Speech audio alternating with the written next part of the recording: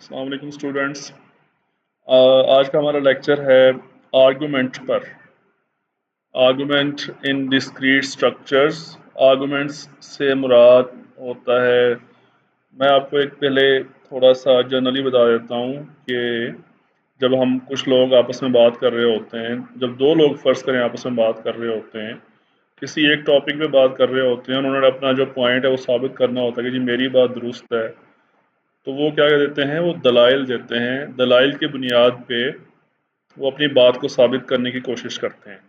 जैसे आप अदालतों में देखें, वहाँ पे वकील आपस में बहस कर रहे होते हैं और उन्होंने अपने आप को दुरुस्त साबित करना होता है, तो वो क्या करते हैं, दलाइल के ज़रिए, फैक्ट्स के ज़रिए, शवाहिद के ज़रिए अपने जो बात है, अपनी जो पॉइंट है उसको साबित करने की कोशिश करते हैं।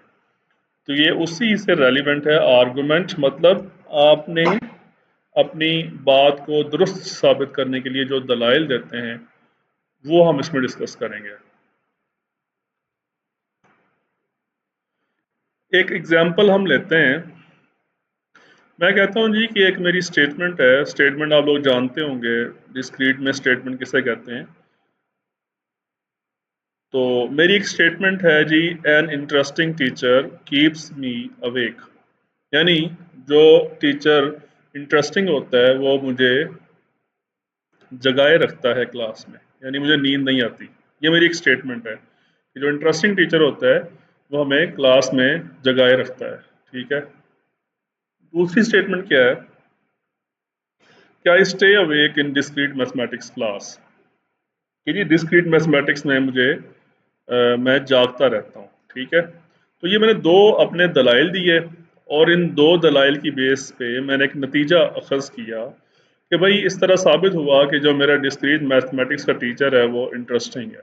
ठीक है। पहली स्टेटमेंट क्या है जी, इंटरेस्टिंग टीचर जो है वो हमें क्लास में जगाए रखता है। दूसरी स्टेटमेंट क्या है जी कि डिस्क्रीट मैथमेटिक्स की क्लास में मैं जागता रहता हूँ, तो साबित हुआ कि डिस्क्रीट मैथमेटिक्स टीचर जो है वो इंटरेस्टिंग है। ठीक है। मतलब ये दो दलाइल थे हमारे और इन दलाइल की बुनियाद पे हमने ये नतीजा अखज़ किया। ठीक है। तो अब नेक्स्ट स्लाइड पे चलते हैं।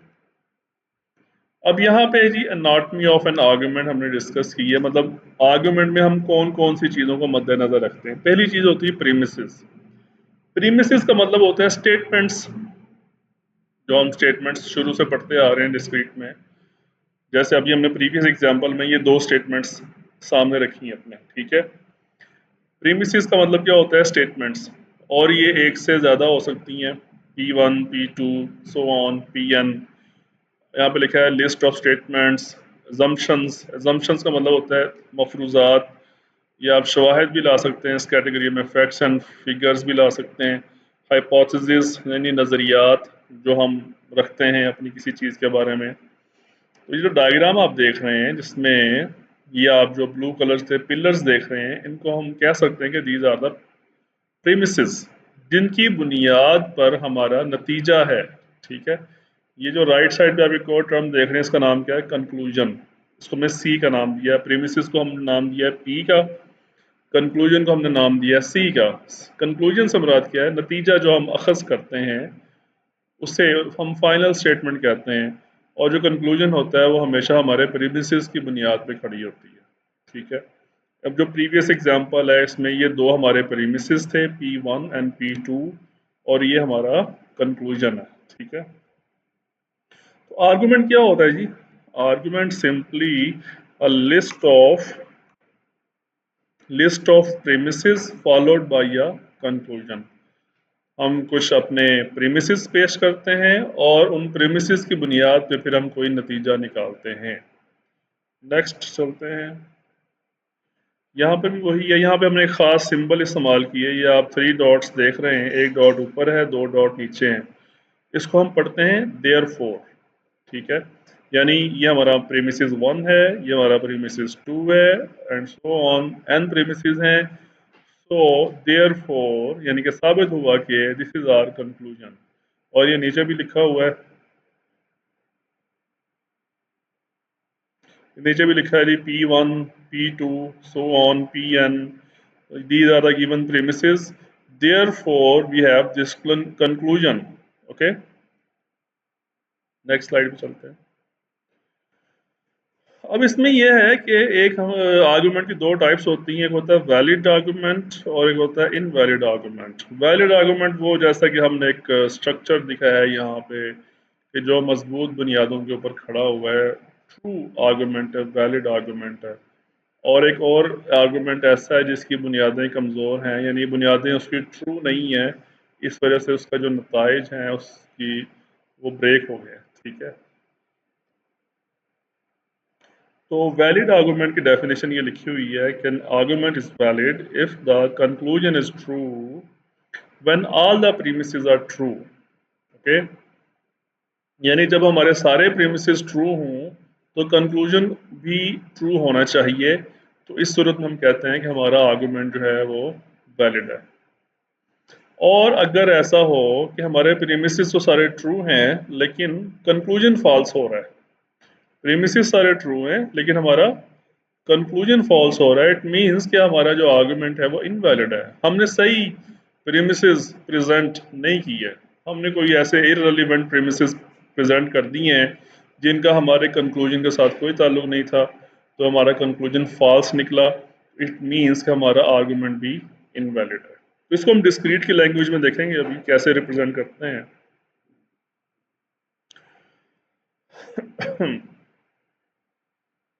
आप एक टोटोलॉजी की डेफिनेशन आपने पढ़ी थी,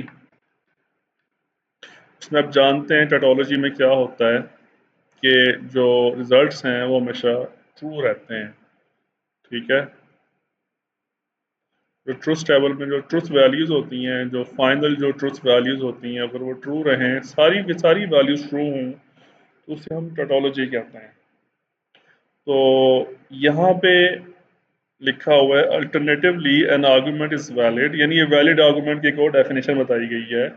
N argument is valid if the conjunction of its premises implies the conclusion is the tautology always true। ठीक है, यानी हम उसके जितने भी प्रीमिसेस हैं उसमें कंजंक्शन ऑपरेटर लगाएं, यानी एंड ऑपरेटर लगाएं, तो उसका हमेशा ट्रू रिजल्ट ही निकलना चाहिए कंक्लूजन में। ठीक है, ये डेफिनेशन भी आपने याद रखनी है वैलिड आर्गुमेंट की कि जब उसके सारे प्रीमिसेस के ऊपर एंड ऑपरेटर लगे तो उसका कंक्लूजन भी ट्रू होना चाहिए। ठीक है, तो हम जब इसको टेस्ट करते हैं कि हमारा कंक्लूजन ट्रू है या नहीं है ट्रू, तो हम ट्रुथ टेबल बना के ये सारी चीज़ें टेस्ट करते हैं। ठीक है, to test validity we can not just guess, we must mathematically map the every possible state of reality। Truth tables act as diagnostic scanner. We input the premises and the conclusion to see exactly how the structure holds under every possible condition। यानी सारे combination हम check करते हैं। अब truth table बना के check करेंगे।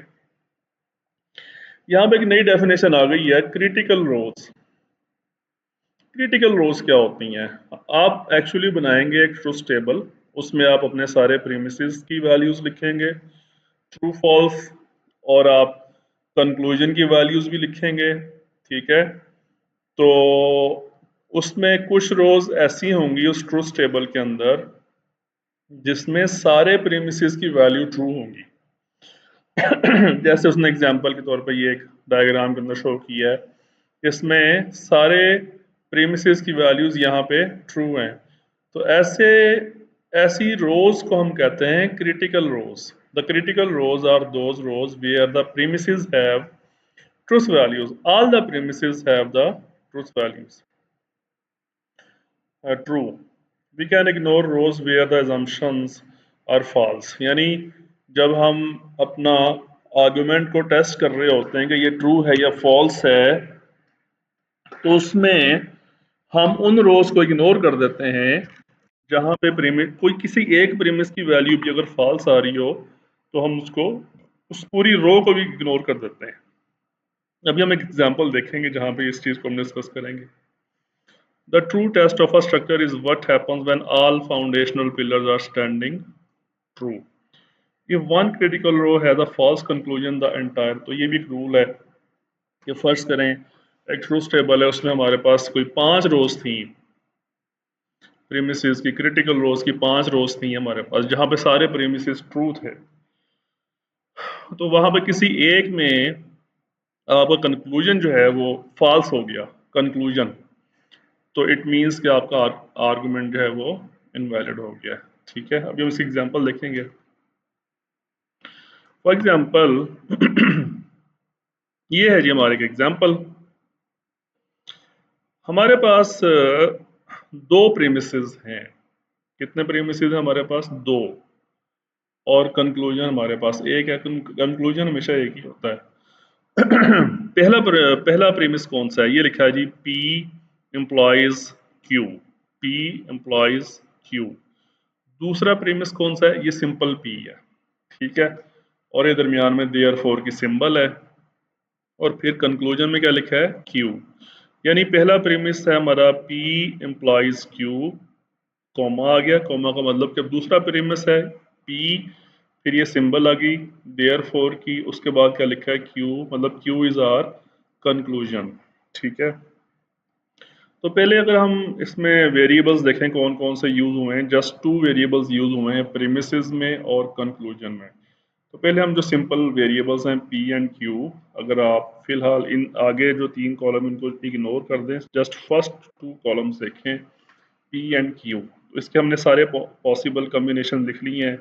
True true, true false, false true, false false. अब सिर्फ फर्स्ट 2 कॉलम्स को फिलहाल देखें। अब हम जो फर्स्ट प्रीमिस है हमारा P इम्प्लॉइज Q, इसकी रोज को ड्रॉ करेंगे वैल्यूज को।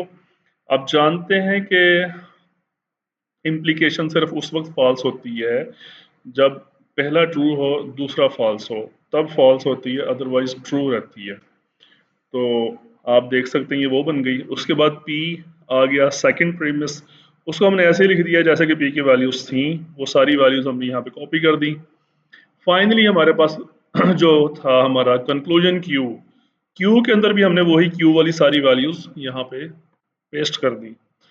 अब हमने ये देखना है, ये हमारा ट्रूथ टेबल तो बन गया। अब हमें ये देखना है कि इसमें क्रिटिकल रोज कौन सी हैं। क्रिटिकल रोज कौन सी होती हैं? जिसमें सारे प्रीमिसेस ट्रू हों। प्रीमिसेस हमारे ये हैं P implies Q and P, ये दो प्रीमिसेस, ये वाला कॉलम और ये वाला कॉलम। जस्ट इन 2 कॉलम्स के अंदर देखें कि दोनों कॉलम्स ट्रू कब हैं। तो आपने देखा ये हमारे जस्ट 1 रो है जहां पे ये दोनों ट्रू हैं। तो क्या इन दोनों रो, इस रो को हम बोलेंगे, इस रो को हम बोलेंगे क्रिटिकल रो। फिलहाल ये सिर्फ एक ही क्रिटिकल रो है इस पूरे ट्रूथ टेबल में, यानी सिर्फ एक रो ऐसी है जिसमें दोनों प्रीमिसेस ट्रू हैं। तो आप इसका रिजल्ट देखें, रिजल्ट क्या है? कंक्लूजन वो भी ट्रू है। तो इट मींस कि सिर्फ एक ही क्रिटिकल रो थी जिसमें दोनों प्रीमिसेस ट्रू थे और उसका कंक्लूजन भी ट्रू था। तो it means this is a valid argument. ठीक है, स्टेटस क्या है साबित हुआ इस आर्गुमेंट का? वैलिड। चलते हैं नेक्स्ट स्लाइड पे। ये अब हम देखते हैं यहाँ पे क्या सिचुएशन है। यहाँ पे हमारे पास दो प्रीमिसेस हैं, P इम्प्लाइज Q और Q। यहाँ पे दूसरा प्रीमिस क्या है? Q। और यहाँ पे हमारा कंक्लूजन क्या है? P। तो जिस तरह से हमने प्रीवियस एग्जांपल में ये सारी चीज़ें ड्रॉ की थी, आपने उसी तरीके से ये सारे कॉलम ड्रॉ कर लेने हैं पहले। उसके बाद आपने देखना है क्रिटिकल रोज कौन कौन सी हैं। तो आप देखें कौन सी दो रोज ऐसी हैं जहां पे दोनों प्रीमिसेस जो हैं वो ट्रू हैं। एक ये वाली रो है और सेकंड ये वाली रो है। तो यहाँ पे तो कंक्लूजन ट्रू आ रहा है, यहाँ पे कंक्लूजन फॉल्स आ रहा है। तो मैंने वो बताया था कि क्रिटिकल रोज में से अगर किसी एक रो का भी कंक्लूजन फॉल्स हो जाए तो इट मीन्स कि आपका जो आर्गुमेंट है वो इनवैलिड है। ठीक है, चाहे 10 क्रिटिकल रोज थी, 9 के ऊपर कंक्लूजन ट्रू आ रहा था, लेकिन किसी एक पे आपका कंक्लूजन फॉल्स आ गया तो इट मीन्स कि वो आर्गुमेंट जो है वो इनवैलिड है। ठीक है, तो ये बात आपने याद रखनी। तो जब भी आपने आर्गुमेंट को वैलिड या इनवैलिड साबित करना हो तो उसके ये 4 स्टेप्स हैं। सबसे पहला ये स्टेप तो होता है कि जी ट्रांसलेट करें, तो जो रियल वर्ल्ड की स्टेटमेंट्स हैं उनको लॉजिकल सिंबल्स में, प्रीमिसेस में कन्वर्ट करें। उसके बाद बिल्ड करें अपना ट्रूथ टेबल जिसमें सारे पॉसिबल कॉम्बिनेशंस लिखें। उसके बाद क्रिटिकल रोज फाइंड करें कौन कौन सी हैं। और उसके बाद देखेंगे कि क्रिटिकल रोज में किसी एक क्रिटिकल रो में भी उसका कंक्लूजन फॉल्स नहीं होना चाहिए। अगर तो सारे कंक्लूजन ट्रू हैं तो that is an valid argument. अगर किसी एक में भी कंक्लूजन फॉल्स आ गया है तो that is an invalid argument. Okay, उसके बाद है एक और एग्जांपल आ गई। अब ये रियल लाइफ में से एग्जांपल आ गई, रियल वर्ल्ड में से। बहुत थोड़ी सी कॉम्प्लिकेटेड एग्जांपल है, इसको जरा गौर से सुनिएगा, देखिएगा। आप बाद में वीडियो रिवाइंड करके भी देख सकते हैं। लिखा है जी कि if Tariq is not on team A then Hamid is on team B. अगर आपको याद हो तो इफ और देन ये क्या चीज है, इसको हम इम्प्लीकेशन कहते हैं। ठीक है, तो ये फर्स्ट इम्प्लीकेशन है। फिर लिखा है जी if Hamid is not on team B then Tariq is on team A. अब ये सेकंड इम्प्लीकेशन है। ठीक है, ये यहाँ पर भी इफ देन लिखा है। अगर लिखा है देयर फोर एक खास वर्ड है जो कि जाहिर करता है आपके आर्गुमेंट को। ठीक है, आर्गुमेंट को, मतलब देयर फोर जहाँ पे भी आ गया इससे साबित होता है कि इससे पहले पहले कुछ प्रीमिसेस थे। इससे पहले देयर फोर से पहले कुछ प्रीमिसेस हैं और देयर फोर के बाद क्या है, कंक्लूजन है। ठीक है, Therefore, Tariq is not on team A और Hamid is not on team B। ठीक है, तो ये कंक्लूजन है। इसमें से आपने सबसे पहले तो आपने प्रीमिसेस बनाने हैं आपने। ठीक है, प्रीमिसेस से पहले भी हम क्या बनाते हैं, वेरिएबल्स। तो वेरिएबल क्या बनाया उसने, पहला वेरिएबल क्या बनाया, t is equal to Tariq is on team A. आपने यहाँ तो वैसे लिखा है Tariq is not on team A, लेकिन आपने नॉट को हटा के लगाना है।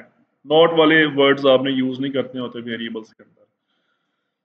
तो आपने कहा जी फर्ज करें जी टी का मतलब क्या है। टी का मतलब यह है कि Tariq is on team A. ठीक है, और एच, एच का मतलब क्या है, Hamid is on team B. जैसे ये इसने यहाँ पे लिखा है Hamid is on team B या Hamid is not on team B. तो उसने रियल वर्ड जो सेंटेंसेस हैं, जो कन्वर्सेशन है, उसको उसने ट्रांसलेट कर लिया है, वेरिएबल्स में। और वेरिएबल्स के बाद फिर उसने बनाया प्रीमिसेस। मैंने आपको बताया कि देयर फोर से पहले प्रीमिसेस है और देयर फोर के बाद क्या है, कंक्लूजन है। तो अब ये जो बात लिखी उसने, if Tariq is not on team A then Hamid is on team B, if then है ना, ये इफ देन इम्प्लीकेशन है ये। तो इसका हम इम्प्लीकेशन कैसे लिखेंगे, ये जो लिखा है ना Tariq is not on team A, इसको हम लिख सकते हैं नॉट टी। ठीक है, और ये जो लिखा है देन के बाद लिखा है Hamid is not on team B, इसको हमने वेरिएबल में क्या रखा हुआ है, एच। तो हम इसको नॉट टी इम्प्लॉइज एच लिख सकते हैं। इफ देन है ना, इफ देन को हम इस तरह से इम्प्लॉइज के जरिए जाहिर करते हैं। इसी तरह लिखा है if Hamid is not on team B, तो हमने इसको लिख दिया not H. Then Tariq is on team A implies T. हमारे दो प्रीमिसेस हो गए, not T implies H, not H implies T. Conclusion क्या है हमारा, Tariq is not on team A not T, और दरमियान में और आ गया disjunction, and Hamid is not on team B not H आ गया। तो हमने इस तरीके से क्या किया, हमने अपने जो रियल वर्ल्ड कन्वर्सेशन है उसको पहले वेरिएबल्स बनाए, फिर हमने उसके प्रीमिसेस बनाए, फिर हमने उसका कंक्लूजन लिखा। ठीक है, तब हम इसको टेस्ट करेंगे कि ये हमारा आर्गुमेंट वैलिड है या नहीं है। कैसे टेस्ट करेंगे वो हम नेक्स्ट स्लाइड में देखते हैं। हमने पहले तो टी और एच की वैल्यूज लिखी, टी में ट्रू, एच में ट्रू, यहाँ true false false true false false. ठीक है, just like P and Q जैसे हम पहले करते थे। उसके बाद हमने जो हमारा फर्स्ट प्रेमिस है वो क्या है, नॉट टी इम्प्लॉइज एच।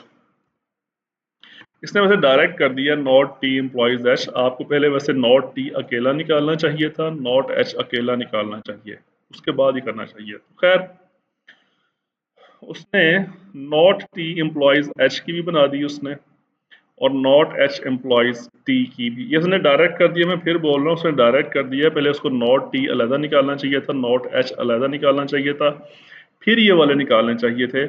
तो फिर आपको ये समझने में आसानी होती, इसकी इम्प्लीकेशन निकालने में भी आसानी होती। ठीक है, खैर ये इम्प्लीकेशन तो निकल आई। कंक्लूजन निकला हुआ है हमारा, ठीक है।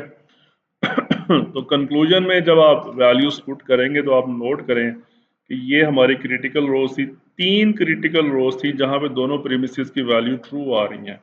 तो उसमें से एक क्रिटिकल रो के अंदर हमारा कंक्लूजन फॉल्स आ गया, तो इट मींस कि हमारा आर्गुमेंट जो है वो इनवैलिड साबित हो चुका है। सबका कंक्लूजन ट्रू होना चाहिए था, लेकिन इसमें किसी एक फॉल्स आ चुका है। आपने बेटा मैनुअली ये सारा ट्रूथ टेबल खुद बनाना है, उसकी वैल्यूज फिल करनी है। मैं इस वीडियो को यूट्यूब पे अपलोड करूंगा, तो उसके नीचे कमेंट्स के अंदर आपने अपनी अटेंडेंस लगानी है, और फिर आपने जो चीज़ आपको समझ ना आए वो पिक्चर्स के जरिए नीचे पोस्ट करेंगे, सर ये हमें समझ नहीं आई, तो फिर मैं आपको समझाऊंगा। तो ये ट्रुथ टेबल सारा आपने खुद मैनुअली बना के इसकी क्रिटिकल रोज निकाल के फिर आपने देखना है कि ये आर्गुमेंट वैलिड है या इनवैलिड है। ये मुझे आपकी असाइनमेंट चाहिए, ठीक है, कल ये मिलनी चाहिए ऑन पेपर। उसकी पिक्चर्स बना के आपने ग्रुप में शेयर करनी है। तो ये एक और प्रॉब्लम आ चुका है। ये हमारे पास ये देखें ऊपर लिखा है E implies S, M implies S, therefore E और एम एम्प्लॉयज एस। कोई इतना मसला नहीं है। आप ये फर्स्ट ऑफ ऑल तो ये 3 वेरिएबल्स हैं, तो आप 3 वेरिएबल्स के कम्बिनेशन लिखेंगे, फिर वन बाय वन प्रेमिसेस निकालेंगे, कंक्लूजन निकालेंगे, क्रिटिकल रोज फाइंड करेंगे, फिर देखेंगे कंक्लूजन आपका ट्रू है या फॉल्स। यहाँ पे ये कंक्लूजन आपका ट्रू है, ठीक है। और फाइनली ये एग्जाम्पल है, ये हम पहले भी साबित कर चुके हैं ये फॉल्स। ये स्लाइड 1 थी हमारी, 2 थी, जहाँ पे ये वाली एग्जाम्पल हमने ली थी। और अब फाइनली ये जो फर्स्ट वाली जो एग्जाम्पल है ना, इसको हमने एंड पे जाके ना सॉल्व किया है, एंड पे जाके आखिरी स्लाइड पे। तो ये आप खुद समझेंगे और फिर मुझे बताएंगे, ठीक है बेटा। यहाँ पे एक चीज मिसिंग है, यहाँ पे उसने स्टेटमेंट लिखी है, an interesting teacher keeps me awake, I stake away awake in discrete mathematics, therefore my discrete mathematics teacher is interesting. यहाँ पर उसने वेरिएबल्स बना तो लिए हैं टी ए एम, लेकिन टी का मतलब क्या है, ए का मतलब क्या है, एम का मतलब क्या है। यानी जैसे जैसे यहाँ पे, हाँ देखिए यहाँ पे उसने बताया ना कि टी का मतलब ये है और एच का मतलब ये है। टी का मतलब Tariq is on team A, H का मतलब Hamid is on team B. तो इसी तरह यहाँ पर भी उसको टी का बताना चाहिए था, ए का बताना चाहिए था, एम का बताना चाहिए था। फिर ये प्रीमिसेस लिखे हुए हैं, टी एम्प्लॉयज ए, ये प्रीमिसेस कहाँ से निकले, ये इन्हीं स्टेटमेंट्स के अंदर से निकले, ठीक है। और ये कंक्लूजन कहाँ से निकला है, ये भी यहाँ से निकला है। तो आपने बेटा ये करना है कि टी ए और एम की जो मतलब बनता है ना वो भी लिखना है आपने। तो इस वीडियो में मैंने जो कुछ भी आपको काम होमवर्क दिया है वो सारा कंप्लीट करके आपने ग्रुप में पिक्चर्स बना के शेयर करना है, ठीक है।